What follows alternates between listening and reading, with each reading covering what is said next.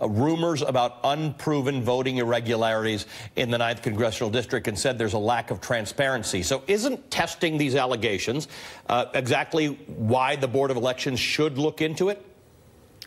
Absolutely. And let me just say, we've been working on limited information. The public statements that have been made by the Board of Elections, which are very limited, I don't think this was handled in a very transparent and open way by the board.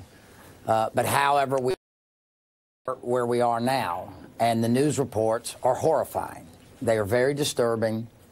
Good Republican activists don't engage in this behavior, and we think there are a lot of innocent victims, including candidates on both sides of the aisle, the 280-some thousand people who cast legitimate legal ballots, and potentially the well more than 750,000 people that face not being represented when Congress is seated on January. So what does success look like to you, Dallas? Have you spoken to the Harris campaign about these allegations, and do you support the idea that that election should be held over?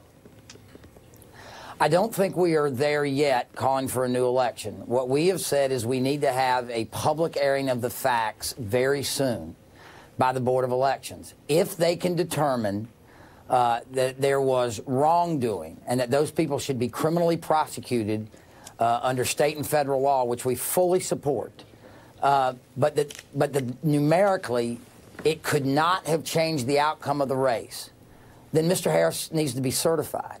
If the Board of Elections determines that there is a substantial likelihood that the outcome could have been changed, then the law requires a new election, and we would not oppose that.